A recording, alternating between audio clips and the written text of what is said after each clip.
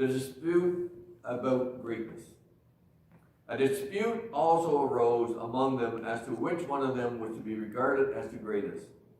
But Jesus said to them, the kings of the Gentiles lord it over them, and those in authority over them are called benefactors. But not so with you. Rather, the greatest among you must become like the youngest, and the leader like one who serves. For who is greater, the one who is at the table or the one who serves? Is it not the one at the table? But I am among you as one who serves.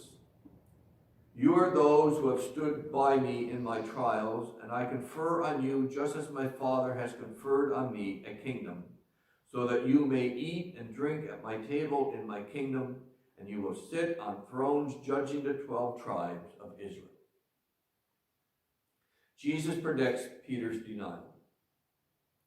Simon, Simon, listen, Satan has demanded to sift all of you like wheat, but I have prayed for you that your own faith will not fail, and you, once you have turned back, strengthen your brothers. And he said to him, Lord, I am ready to go with you to prison and to death. Jesus said, I tell you, Peter, the cock will crow this day until you have denied me 3 times that you know me. Purse, bag, and sword. Jesus said to them, when I sent you out without a purse, bag, or sandals, did you lack anything? They said, no, not a thing. He said to them, but now the one who has a purse must take it, and likewise a bag. And the one who has no sword must sell his cloak and buy one. For I tell you, this scripture must be fulfilled in me. And he was counted among the lawless, and indeed what is written about me is being fulfilled. They said, Lord, look, here are 2 swords. He replied, it is enough. Jesus prays on the Mount of Olives. Jesus came out and went, as was his custom, to the Mount of Olives, and the disciples followed him. When he reached the place, he said to them, pray that you may not come into the time of trial. Then he withdrew from them about a stone's throw, knelt down and prayed. Father, if you are willing, remove this cup from me, yet not my will, but yours be done. Then an angel from heaven appeared to him and gave him strength. In his anguish he prayed more earnestly, and his sweat became like great drops of blood falling down on the ground.